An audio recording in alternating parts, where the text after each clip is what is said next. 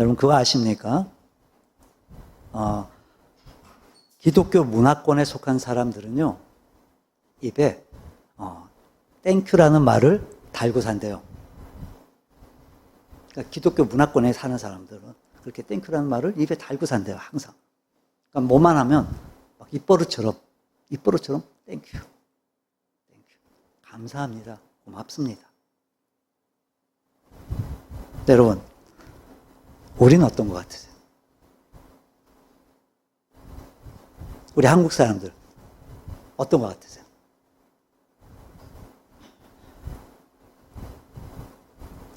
우리 한국 사람들이요, 정말 얼마나 이 감사할 줄을 모르면, 저 외국에 사는 사람들, 외국인들이 우리 한국 사람들을 보면요, you, thank you라고 그런대요. you, thank you.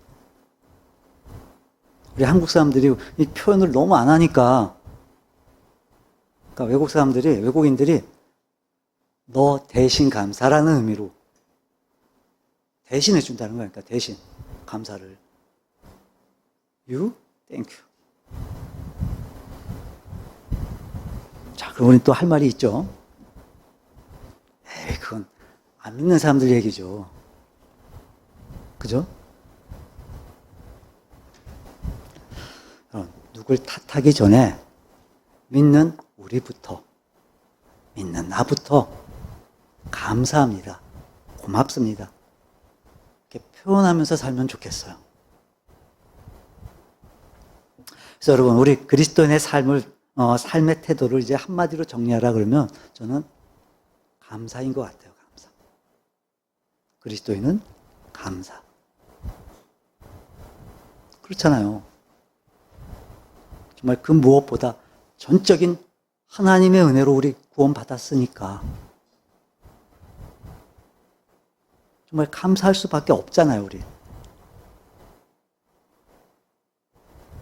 근데 여러분, 구원만 하신 게 아니라 우리의 삶의 주인 되셔서 우리를 선하게 인도하시는 은혜가 있으니 여러분, 그건 역시 감사할 일인 거죠. 자, 그리고 또 하나, 하나님께서는요, 우리가 감사하기를 원하신다는 거예요. 우리가 감사하기를 원하세요, 하나님이. 데살로니가전서 5장 18절에 보면요, 범사에 감사하라. 이것이 그리스도 예수 안에서 너희를 향하신 하나님의 뜻이니라 그래요. 그러니까 우리 모든 그리스도인들이 범사에 감사해야 된다라고 말씀하시는 거예요. 다시 말해, 진정한 그리스도인의 삶의 모습은 감사라는 거예요, 감사. 그리스도인은 감사다. 이것이 우리 모든 그리스도인들을 향하신 하나님의 뜻, 즉 하나님의 기대라는 거예요. 다시 말해, 자녀들을 향하신 아버지의 기대가 뭐냐면 바로 감사하는 것이라는 거예요. 그래서 여러분, 정말 그리스도인의 삶의 태도는 정말 감사인 것 같아요, 감사. 자, 그럼 이제 이걸 우리의 삶에 이제 적용을 해야 하는데, 감사를 우리가 적용을 해야 되는데, 그래요. 이 감사까지는 굳이 뭐 우리가 반대할 이유도 없고, 뭐 또 못할 것도 없어요, 우리가. 그죠? 감사하잖아요, 우리. 근데 문제는 뭐냐면, 뭐죠? 범사에. 그러니까 문제는 범사에 감사해야 된다는 거예요, 범사에. 그러니까 모든 일에 감사할 수 있어야 된다는 거예요. 근데 우리는 너무 잘 알죠? 모든 일에 감사가 어렵다는 걸. 그렇잖아요. 기쁜 일은요, 감사하기가 쉬워요. 근데 슬픈 일은 그렇지 못해요. 좋은 일은 감사할 수 있어요. 근데 나쁜 일은 감사가 어려워요. 원하는 일은요, 감사가 쉬워요. 근데 원하지 않는 일은요, 이 감사라는 말을 떠올리기도 쉽지가 않아요, 막.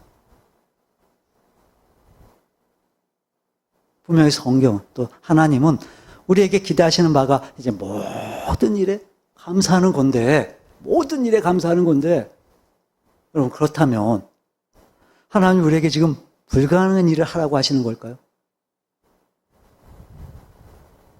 그렇게 억지를 쓰시는 하나님이신 걸까요? 어떻게 우리가 범사에 감사할 수 있을까? 모든 일에 어떻게 감사할까 우리가? 이게 가능할까요, 여러분? 가능하세요, 여러분? 그래서 이 질문에 대한 답을 이제 오늘 본문 로마서 8장 28절 이후의 말씀에서 함께 좀 찾아볼까 해요. 여러분, 범사에 감사 과연 가능할까요? 가능해요. 가능합니다. 우리 28절 함께 읽어볼까요? 본문 28절. 우리가 알거니와 하나님을 사랑하는 자, 곧 그의 뜻대로 부르심을 입은 자들에게는 모든 것이 합력하여 선을 이루느니라. 아멘. 모든 일이 합력이 돼서 마침내 선을 이루게 된다라는 거죠. 그러니까 우리는 하나님의 사랑을 받고 하나님의 부르심을 받은 우리는 하나님의 자녀들이에요. 우리의 모든 삶에 대해 지금 이 성경이 딱 한마디로 정리를 해주죠. 모든 것이 합력하여 선을 이룬다는 거예요. 자, 여러분 여기서 이 모든 것이란 표현은 하나님 자녀들의 삶의 모든 걸 얘기해요. 우리 하나님 자녀들의 삶의 그 모든 것들. 그러니까 이런 거예요. 이제 좀 전에 얘기했던 것처럼 기쁜 일도 있지만 분명히 슬픈 일도 있어요. 이게 모든 것에 포함되는 거예요. 좋은 일도 있지만 나쁜 일도 있어요. 모든 일에 포함되는 거예요. 또 원하는 일도 있지만 원하지 않는 일도 있어요. 모든 것에 포함되는 거예요, 다. 이 모든 것이 결국 어떻게 된대요? 합력해서 선을 이루게 된대요. 결국 성도들, 하나님의 자녀들이 살아가는 삶 속에 있는 그 모든 것들은 마침내 하나님의 선을 이루게 된다는 거예요. 그래서 사실 우리 생각엔 아니 이게 어떻게 그렇게 될 수 있을까? 우리 생각엔 아니 이게 과연 그럴 일일까라고 여겨질지 모르지만 여러분 우리의 삶을 그렇게 이끌어 가신 성령님의 강력한 그 의지와 의도 때문에 그래요. 자, 여러분 앞에 26절부터 보게 되면 성령께서 우리의 연약함을 도와주신다라고 말씀하고 있고 이제 27절에 보면 마음을 살피시는 이가 성령의 생각을 하시나니 이는 성령의 하나님의 뜻대로 성도를 위하여 뭐 한다고요? 간구하신대요.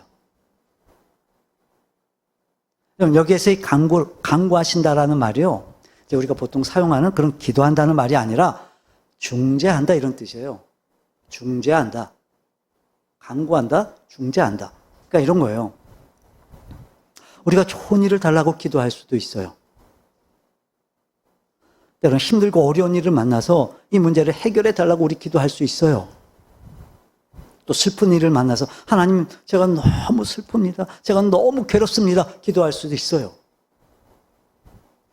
근데 우리와 하나님 사이에서 성령님이 이제 중재 역할을 하시는데 그 성령님이 중재하시는 마침내 결론이 뭐냐? 하나님의 뜻대로 중재하시겠다는 거예요, 성령님이. 여러분, 하나님은요, 선하세요. 하나님은요, 인자하세요. 그래서 하나님의 뜻은 반드시 선하세요. 하나님의 뜻은 반드시 인자하세요.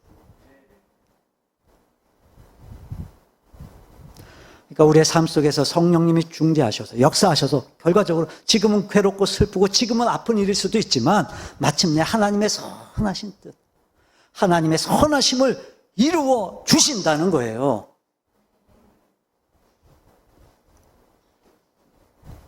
그럼 이런 거예요, 여러분. 지금 당장은 슬픈 일이에요. 지금 당장은 슬픈 일이에요. 이게 기쁜 일이 될 가능성은 전혀 없어 보여요. 지금 당장은 너무 괴로운 일이에요. 상황이 나아지는 걸 떠나서 지금 이 괴로움으로부터 벗어나기라도 했으면 좋겠어요, 정말. 또 이럴 수도 있겠죠. 지금 내가 고난의 시간을 지나고 있어요. 그래서 제발 이 시간이 빨리 끝나기만 했으면 좋겠는 거예요, 막. 즉, 희망과 소망을 기대하기가 어려운 정말 힘겨운 상황 속에 내가 있는 거예요. 네, 여러분, 그건요, 그 일에 직면하고 있는 우리의 생각과 우리의 감정일 뿐, 마침내 하나님은요, 성령님의 역사하심으로 말미암아 그 하나님의 뜻, 즉 선하고 아름다운 일이 되게 하신다는 거예요. 여러분, 오늘은 비록 슬픈 일을 만났지만 그 슬픈 일이 결국은 기쁜 일이 되게 하실 것을 우리가 알기에, 우리가 믿기에 우리는 오늘도 뭐 할 수 있다? 감사할 수 있다는 거예요. 여러분, 범사에 감사한다는 건 좋은 일만 있어서 모든 일에 감사한다는 게 아니라 우린 우리의 삶을 이끌어 가실 하나님이 선하시고 그 하나님의 선하신 뜻대로 우리의 삶을 이끌어 가시는 성령님을 우리가 신뢰하기 때문에, 우리가 믿기 때문에 이 일이 결국은 기쁜 일이 되고, 이 일이 결국은 좋은 일이 되고, 이 일이 결국은 아름다운 일이 된다. 우리가 그걸 기대하고 그걸 바라보고, 즉 하나님의 약속에 근거해서 우리가 그걸 바라보면서 우리가 얼마든지 우린 오늘도 감사할 수 있다는 거예요. 그래서 여러분, 하나님은요, 우리에게 이 좋은 일을 주시기도 하시지만 하나님은요, 우리의 모든 일이 좋은 일이 되게도 하세요.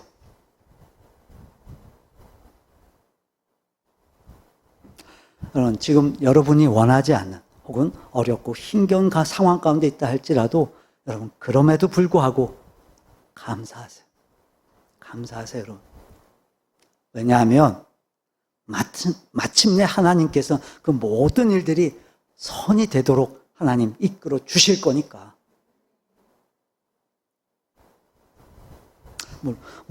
그렇다고 해서 물론 이게 나쁜 일이 좋은 일이고 슬픈 일도 기쁜 일이다, 그런 뜻은 아니에요.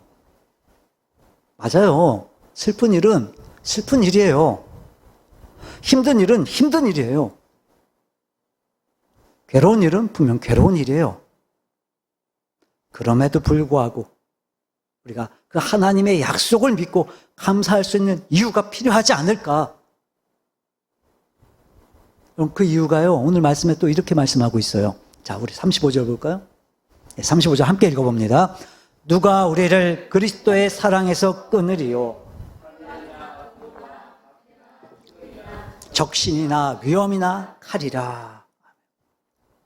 여러분, 공고, 환난, 박해, 기근, 적신, 위험, 칼. 우리가 다 원하지 않는 일들이죠. 없었으면 하는 일들이죠. 그러길 원하지 않지만 우리가 혹시라도 이런 일을 만났다면 이건 정말로 고통일 거고 아픔일 거고 이건 정말로 괴로움일 거예요. 여러분, 놀라운 사실은 뭐냐면 그런 중에 있지만 우리를 향하신 그 주님의 사랑은요, 끊어지지 않는다는 거예요. 다시 말해, 우리가 환난 중에 있지만 사실 우리가 환난 중에 있는 게 아니라 우린 주님의 사랑 안에 있는 거예요. 우리가 고난 중에 있지만 사실 우린 그 고난 중에 있는 게 아니라 우린 주님의 사랑 안에 있는 거예요. 물론 지금 당장 내가 부딪히는 일이 있고 지금 당장 내가 겪는 일이라 나는 그냥 그 고통 안에 휩쓸려서 나는 지금 고통만 보일지도 몰라요. 하지만 우리가 정말 하나님을 믿고 이 하나님의 사랑을 우리가 신뢰한다면, 믿는다면 그 너머에 있는 그럼에도 불구하고 나를 감싸고 있는 그 주님의 사랑, 여러분, 우리가 그걸 정말 믿을 수 있고 우리가 정말 그걸 확신할 수 있다면 우리 그 모든 부정적인 경험 속에서도 얼마든지 우린 감사할 수 있다는 거예요.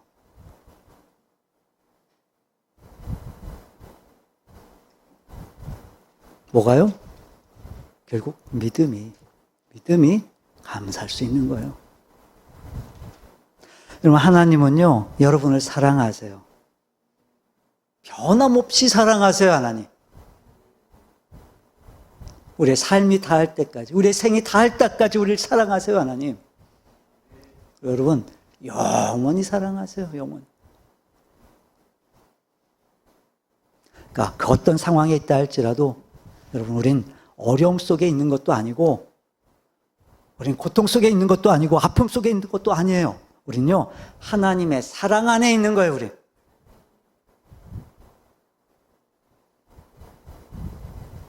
그러니까 여러분, 그 모든 상황 속에서 바로 이 하나님의 선하심을 신뢰하고, 어떤 것도 끊을 수 없는 이 하나님의 사랑 안에 있다는 사실을 여러분 확신하고 정말 감사하는 분들이 되시기를 바랍니다. 성경 보면요, 요셉이 그랬어요, 요셉이. 대표적인 사람 요셉. 요셉은요, 정말 우여곡절이 많은 그런 삶을 살았어요. 상상하기도 힘든 그런 삶을 살았어요. 17세 어린 나이에요. 자기 친형들로부터 버림을 받아요. 근데 여러분, 그게 어떤 상황인지 아시죠? 그냥 버림만 받은 게 아니에요. 형들이 자기를 너무 시기한 나머지 자기를 죽이려고 했던 거예요, 죽이려고. 그래서 그냥 물이 없는 웅덩이에 그냥 던져버려요. 그 어린 나이에 그렇게 사지에 던져지는 그런 죽음을 대면해야만 했어요. 그리고 노예로 끌려가서 종살이를 해요, 또. 억울한 옥살이도 해요. 그렇게 자그마치 13년을 그렇게 고통의 시간을 보내게 돼요. 우리 같으면 정말 견딜 수 있을까, 그걸? 네, 여러분, 성경 어디를 봐도요, 그가 뭐 원망했다, 불평했다는 말이 없어요. 성경 어디를 봐도 그래서 그가 뭐 인생을 포기했다, 이런 말이 나오질 않아요. 이유가 뭐였을까? 여러분, 그가 형들을 만났을 때, 그러니까 애굽의 총리가 되고 나서 이제 곡식을 구하기 위해 애굽으로 찾아온 그 형들을 만났을 때, 여러분, 그가 분명히 이야기를 해요. 당신들이 나를 판 것이 아닙니다. 하나님이 나를 먼저 여기에 보내신 겁니다.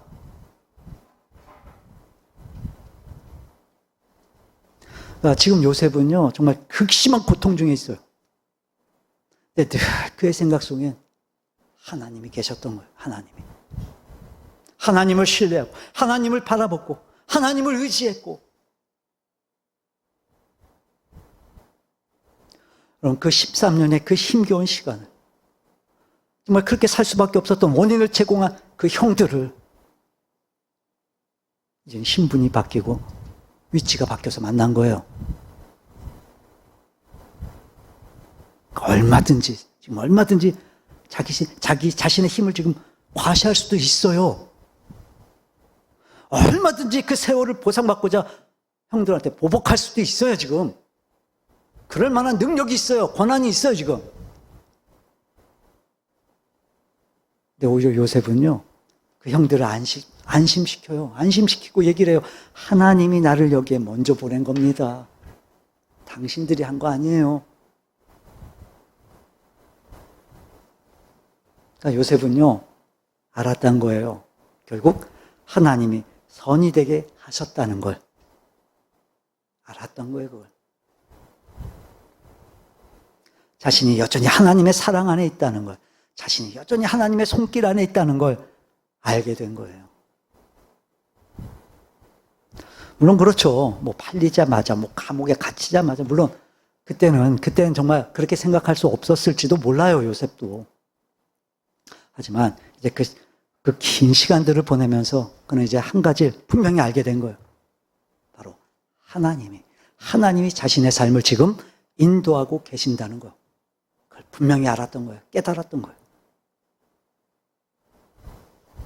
그 결정적으로 여러분, 이제 아버지 야곱이 죽고 난 다음에 그 형들이요, 막 겁을 먹기 시작하잖아요. 겁을 먹어요, 막. 그동안 이제 아버지가 살아 계셨으니까, 요셉이 우리한테 이렇게 잘해줬던 건데, 이젠 아버지가 돌아가셨으니까. 혹시나, 그 안에 감추고 있던 그 속내를 드러내면 어떡할까? 어쩌냐? 막 겁을 먹기 시작한 거예요, 형들이. 걱정을 해요. 그래서 이제, 요셉을 찾아가죠, 형들이. 그리고 아버지가 그렇게 말했다. 내가 없어도, 잘해주라고 했다. 이 얘기를 하는 거예요, 이제, 요셉한테. 여러분, 그때 요셉이요, 정말 놀라운 고백을 해요. 우리 창세기 50장 볼까요? 20절 함께 읽어봅니다. 당신들은 나를 해하려 하였으나 하나님은 그것을 선으로 바꾸사 오늘과 같이 많은 백성의 생명을 구원하게 하시려 하셨나니 하나님이 선으로 바꾸셨다는 거예요. 하나님이 선으로 바꾸셨다. 그러니까 이게 무슨 말이겠어요? 당장 팔렸을 때, 당장 종이 됐을 때, 종살이 할 때, 옥살이 할 때, 여러분 어쩌면 요셉의 마음속에도요, 내가 왜 이래야 되는데, 왜 이런 일을 겪어야 되는데, 좀 의문이 있었을지도 몰라요. 그 모든 상황들은 분명히 이 요셉의 인생에 있어서 정말로 힘든 일이었을 거예요. 정말로 고통스럽고 견디기 힘든 일이었을 거예요. 근데 마침내 여러분 요셉이 고백을 하잖아요. 하나님이 선으로 바꾸셨습니다. 모든 일이 선이 되게 하셨습니다. 하나님이. 그러니까 여러분 우리가 어떤 일을 만나도 결국은 선으로 바꿔주실 하나님, 결국은 아름다울 일이 되게 하실 하나님, 여러분 우리가 그 하나님을 신뢰한다면, 그 하나님을 우리가 정말로 믿는다면 우린요 오늘도 감사할 수 있고 어려움 중에도 우린 감사할 수 있는 거예요. 여러분 하나님은요 반드시 선이 되게 하세요. 하나님은 반드시 모든 일이 아름다운 일이 되게 하세요. 그러니까 여러분 고난 중에, 고통 중에 있다 할지라도, 또는 어려움 중에 있다 할지라도 오늘도 선으로 바꾸실 하나님을 기대하면서 여러분 감사하는 여러분들이 되시기를 바랍니다. 자, 또 하나, 여러분 우리가 어떻게 모든 일을 그렇게 감사할 수 있을까요? 어떻게 모든 일을 다 우리가 감사할 수 있을까? 우리 본문 다시 볼까요? 자, 먼저 29절에 보면 이미 미리 아신 자들을 또한 그 아들의 형상을 본받게 하기 위하여 미리 정하셨다 그래요. 미리 아신 자들. 여러분 이게 무슨 말일까요? 미리 아신 자들. 자, 우리 30절 볼까요? 30절 함께 읽어봅니다. 또 미리 정하신 그들을 또한 부르신 그들을 또한 의롭다 하시고 의롭다 하신 그들을 또한 영원하게 하셨느니라. 아멘. 여러분 너무 중요한 말씀이에요. 이 로마서 8장 30절에는요 아주 중요한 교리들이 막 연거푸 나와요 지금. 첫째, 미리 정하셨다. 뭐예요? 예정. 여러분 하나님은요 여러분을 미리 다 정하신 거예요. 예정하신 거예요. 우리가 모태에서 조성되기 전부터 여러분 하나님은요 여러분들을 다 아신 거예요. 그러니까 여러분이 오늘 지금 이 시간 여기 있는 거 하나님이 다 이미 다 정해 놓으시고 우리를 여기 있게 하시는 거예요. 뭐라고요? 예정. 자, 그 다음에 그들을 또한 부르시고, 뭐예요 이게? 소명. 그러니까 하나님이 계획하신 그들, 하나님이 계획하신 우리를 하나님이 부르셨어요. 소명 부르셨다는 거예요. 자, 그 다음에 또한 어떻게 하셨어요?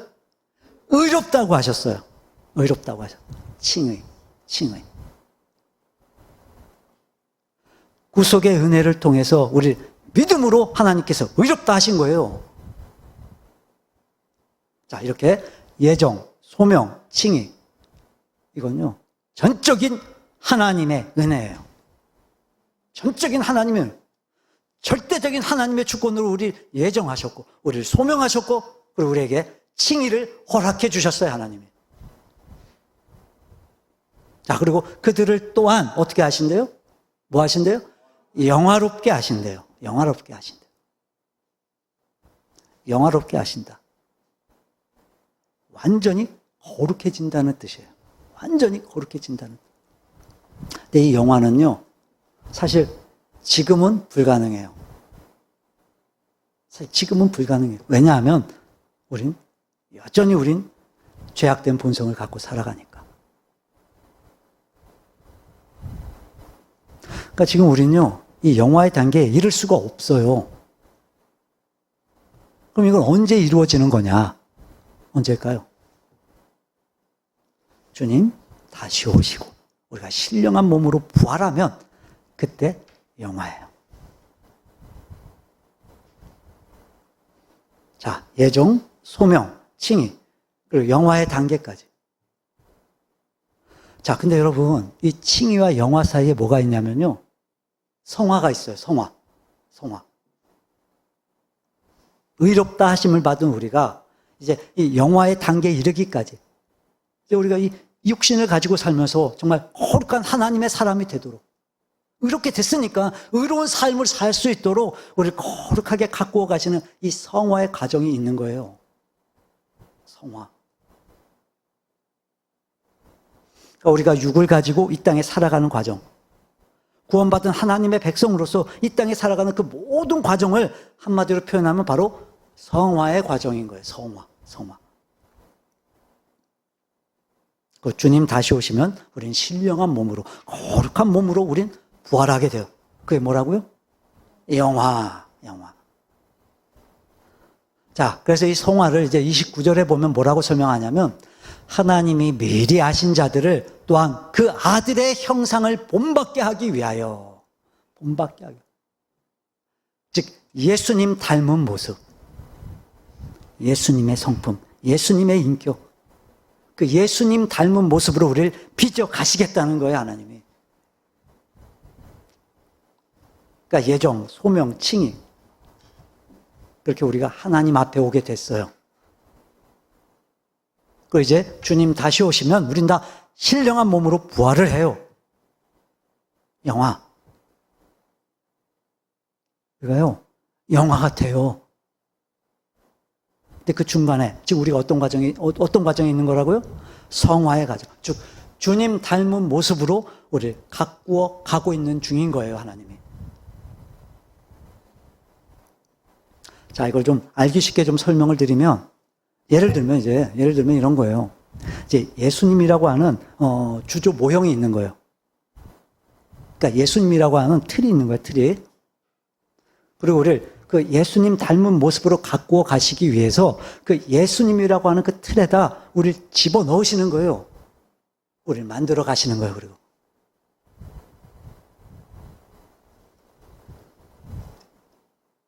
이게 여러분 얼마나 힘들겠어요. 생각해 보세요. 이제 우리가 예수님이라고 하는 그 틀에 딱 맞겠어요? 안 맞겠어요? 안 맞아요. 근데 그 안 맞는 우리를 그 틀에 맞추시는 거예요. 안 맞는 우리를 맞춰 가시는 거예요, 지금. 그러니까 예수님이라고 하는 그 틀이 있는데 전혀 우린 그분과 어울리지 않는데 그 예수님이라고 하는 틀에 우리를 집어넣어서 그 틀에 맞추시는 거예요, 지금. 우리를. 여러분, 이게 쉬운 일이겠어요? 이거 보통 어려운 일이 아니겠죠, 정말. 어쩌면 우리는 우리를 잘 알기 때문에 어쩌면 우리 스스로도 의심스러울지 몰라요. 이게 된다고 내가?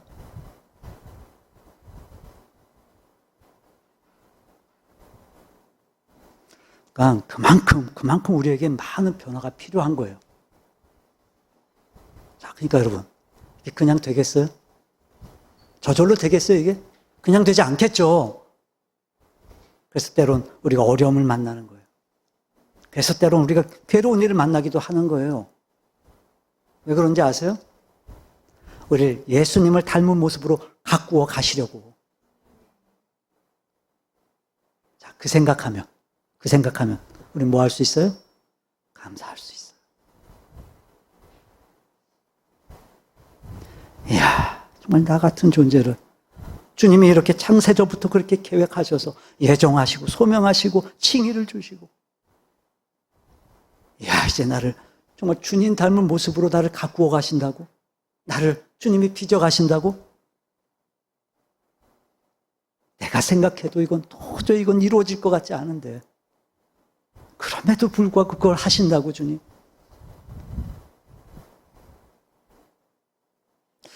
그렇게 마침내 우린 성화를 통해 영화가 될 거니까 여러분 감사할 수 있겠죠. 그래서 우리를 향하신 주님의 마음, 그러니까 어떻게든 그 주님의 자녀들을 주님 닮은 모습으로 가꾸어 가시기 위해서 우리를 여러분 빚어 가시는 거예요, 하나님이. 뭐 굳이 우리가 이거 원하지 않는 표현이지만 우리를요 연단하시는 거예요, 연단. 그래서 사랑하기 힘든 사람과 막 씨름을 하면서 사랑을 배우게 하시기도 하시고, 그 슬픔의 파도 속에서 그 슬픔을 넘어서서 기쁨을 알게도 하시고, 갈등의 연속 속에서 화평을 배워가기도 하세요, 하나님이. 또 견디기 힘든 환경이 지속되는 과정에 오래 참을 수 있도록 오래 참음을 또 배우게도 하시고, 때로는 원치 않지만 손해를 보는 그 경험들을 통해서 환영을 배우게도 하세요, 하나님. 이게 뭐라고요? 뭐 하는 거라고 이게? 우리를 빚어가시는 거예요. 우리를 연단하시는 거예요. 비록 지금은 힘들고 아프고 괴롭지만 그만큼 우리가 다듬어지고 있는 거고, 불필요한 부분들이 깎여나가고 있는 거고, 필요한 부분들이 덧붙여져 가고 있는 거예요. 그러니까 여러분 그 생각하면 우리는 얼마든지 뭐 할 수 있어요? 감사할 수 있어요. 근데 여러분 중요한 게 하나 있어요. 중요한 게 이제 우리의 인생을 바라보는 우리의 관점과 하나님의 관점이 이 맥락에서 보면 너무 달라요. 너무. 그러니까 이런 거예요. 우리가 우리의 인생을 바라보는 관점은요 업적이에요. 업적. 내가 나를 바라볼 때는 업적이에요. 근데 여러분 주님이 우리의 인생을 바라보는 관점은요 인격이에요. 인격. 그러니까 이걸 영어로 좀 표현을 해보면 우리가 우리의 인생을 바라보는 관점은 doing이라면 주님이 우리의 인생을 바라보는 관점은 being이에요. being. 그러니까 나는 지금 뭐라도 해야 될 것 같고 더 많은 걸 갖고 싶고 더 편하게 살고 싶고 막 그렇게 하고 싶은 그때 주님은요 being. 즉 우리의 인격에 주님은 관심을 두시기 때문에 그것보다 우리가 어떻게 하면 사랑하고 우리가 어떻게 하면 화평하고 우리가 어떻게 하면 더 온유하고 주님은 이런 것들에 관심이 있으시니까 때론 우리 그렇게 우리가 원치 않는 상황에 두시지만 그 상황들을 통해 그걸 배우게 하신다는 거예요. 앞에서 요셉 말씀드렸었죠. 역시나 여러분 요셉이 그렇게까지 성숙한 고백을 할 수 있었던 비결이 뭐였을까? 자신을 죽이려고 하던 그 형들 앞에서까지 그렇게 관용을 베풀고 심지어 하나님이 손으로 바꿔주셨습니다. 이렇게 너그러운 고백을 할 수 있었던 비결이 뭐였을까? 우리 시편 볼까요? 시편 105편 볼까요? 이제 다윗의 인생에 대해서 성경이 이렇게 평가를 해요. 근데 여러분, 이 성경의 평가가요, 다윗에 대한 평가가 창세기에 나오는 요셉의 고백과 일치를 해요. 우리 17절 함께 읽어볼까요? 그가 한 사람을 앞서 보내셨으며 요셉이 종으로 팔렸도다. 여러분, 요셉이 형들한테 얘기했잖아요. 하나님이 당신들보다 나를 먼저 보내신 겁니다. 그러니까 하나님의 의도와 지금 정확히 일치한 고백을 한 거예요. 요셉이 깨달은 거예요. 그리고 계속해서 이제 요셉의 삶에 대해 이렇게 말씀해요. 18절.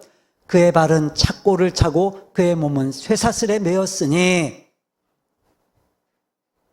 그 13년의 세월이 얼마나 힘들고 얼마나 괴롭고 그리고 얼마나 어려운 상황이었는지. 자, 그리고 19절 볼까요? 19절 함께 읽어봅니다. 19절. 곧 여호와의 말씀이 응할 때까지라 그의 말씀이 그를 단련하였도다. 아멘. 여러분, 여기에 등장하는 여호와의 말씀, 그러니까 이 하나님의 말씀이란 단어는 사실 하나님의 계획 혹은 하나님의 의도를 말해요. 하나님의 의도, 하나님의 계획. 하나님은요, 분명한 의도를 갖고 계셨고 그 의도를 가지고 요셉을 먼저 보내신 거예요. 그래서 그 하나님의 의도를 이루시기 위해 뭘 하셨어요? 하나님의 말씀으로 그를 어떻게 하셨다고요? 단련하셨어요. 하나님의 말씀으로, 그의 말씀이 그를 단련하였도다. 그러니까 이 말이 바로 연단이라는 표현인 거예요.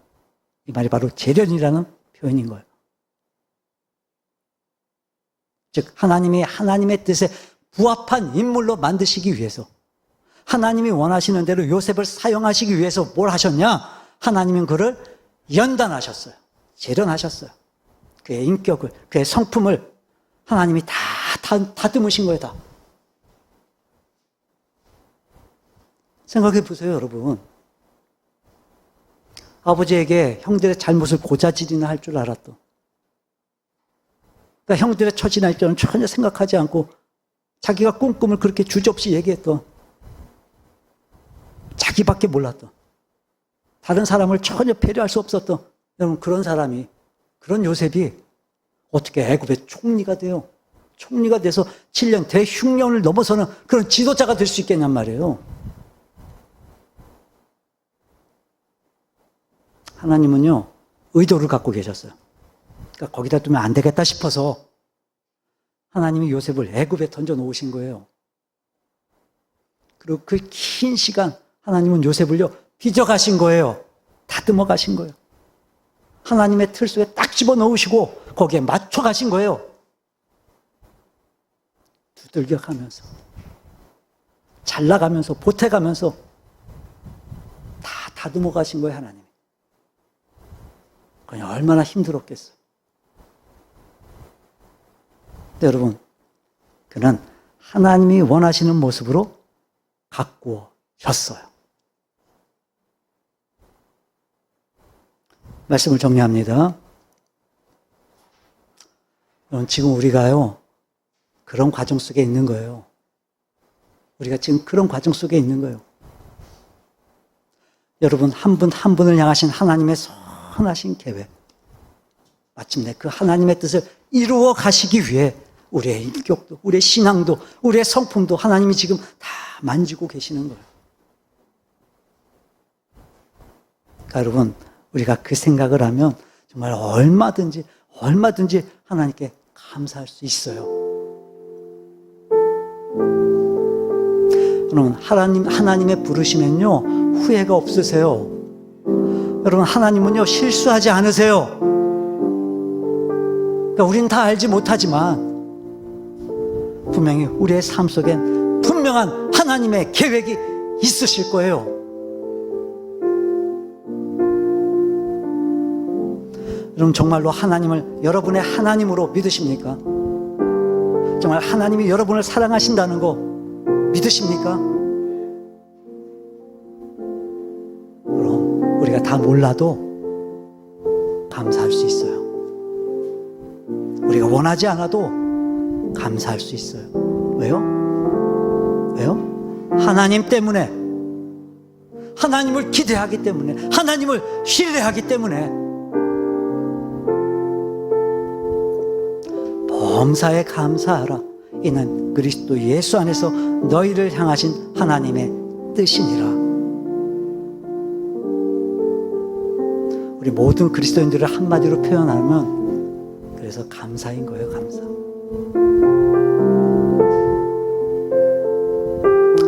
좋아서가 아니라 나쁠 때도, 기뻐서가 아니라 슬플 때도, 늘 원하는 일만 있어서가 아니라 원하지 않는 어려움과 고통과 고난을 겪을 때도 정말 범사에 감사하는 우리 참된 그리스도인들이 되시기를 주님의 이름으로 축원합니다.